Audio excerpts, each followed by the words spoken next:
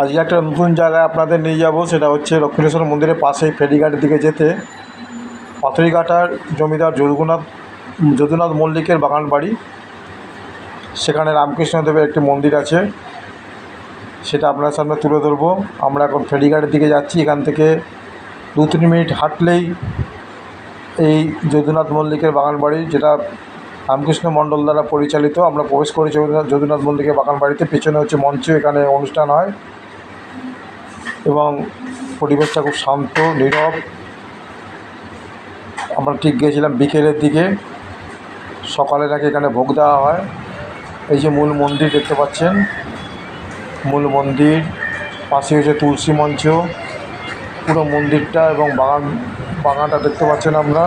প্রচুর গাছ আছে, গাছগাছালি আছে, সুন্দর শান্ত পরিবেশ। পাশে একটি স্কুল আছে।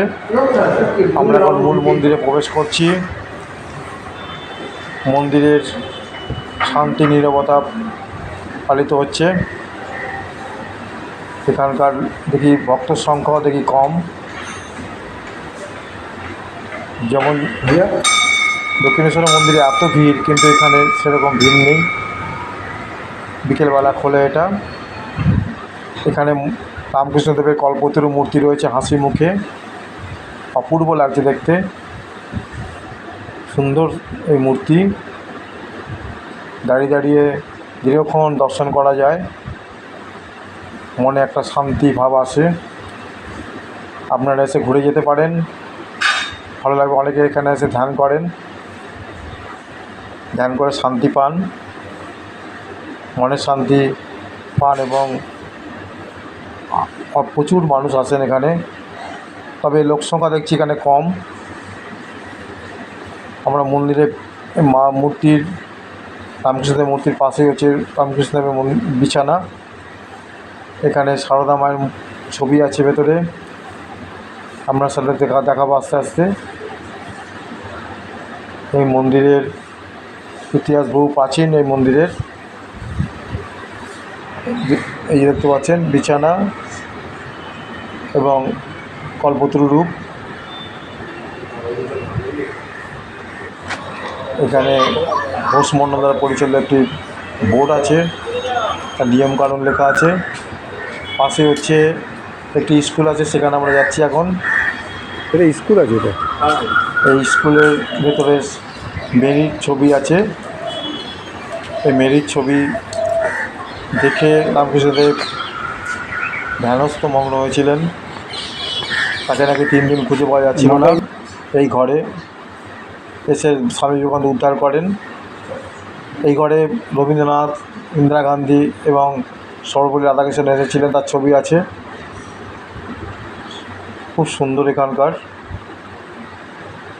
এই ঘরেই রামকৃষ্ণদেব আসতেন, দক্ষিণেশ্বর মন্দিরে পুজো করার পর সন্ধ্যাবেলা আসে আলোচনা করতেন।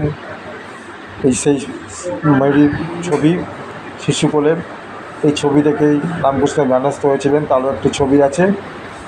এবং যীশুখ্রিস্টের প্রতি আকর্ষণ হয়েছিলেন, ভগবান যীশুখ্রিস্টের প্রতি আকর্ষিত হয়েছিলেন।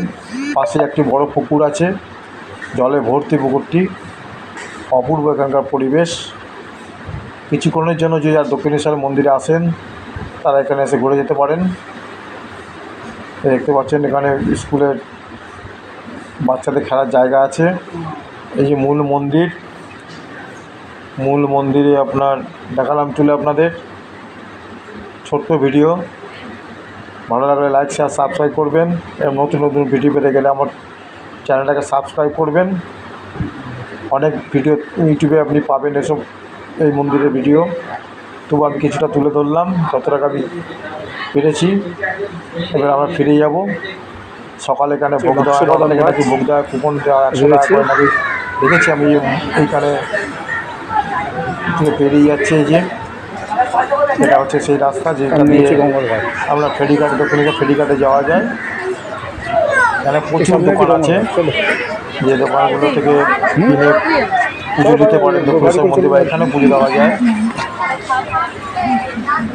এই যে দক্ষিণেশ্বর, আমরা দক্ষিণেশ্বরের দিকে যাচ্ছি, মন্দিরের দিকে।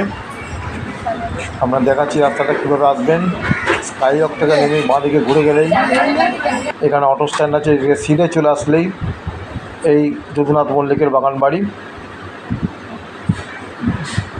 আপনারা আসুন, এখানে একবার ঘুরে যান।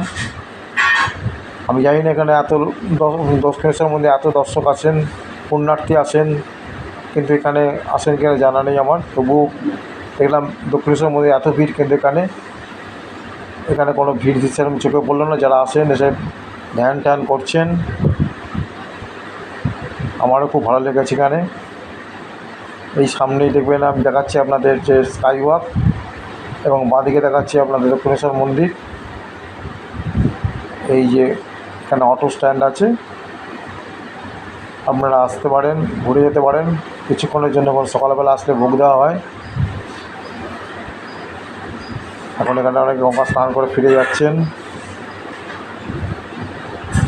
এই সামনে হচ্ছে স্কাই ওয়াক। এই যে স্কাই ওয়াক দিয়ে নেমে বাঁদিকেই হচ্ছে। আপনারা ভালো থাকবেন, সুস্থ থাকবেন। এই ডান দেখতে পাচ্ছেন দক্ষিণেশ্বর প্রবেশদ্বার, ঠিক বাঁদিকে হচ্ছে এই যে ফেরিঘাট। আমি দেখাচ্ছি ফেরিঘাটের বোর্ডটা দেখাচ্ছি আপনাদেরকে। এই সেই ফেরিঘাটের বোর্ড। এই রাস্তা দিয়ে সিধে গেলেই কিছুটা গেলে যখন যদুনাথ মল্লিকের বাগান বাড়ি এবং রামকৃষ্ণ মণ্ডল দ্বারা পরিচালিত রামকৃষ্ণদেবের মন্দির। ভালো থাকবেন, সুস্থ থাকবেন, সাবস্ক্রাইব করবেন। ধন্যবাদ।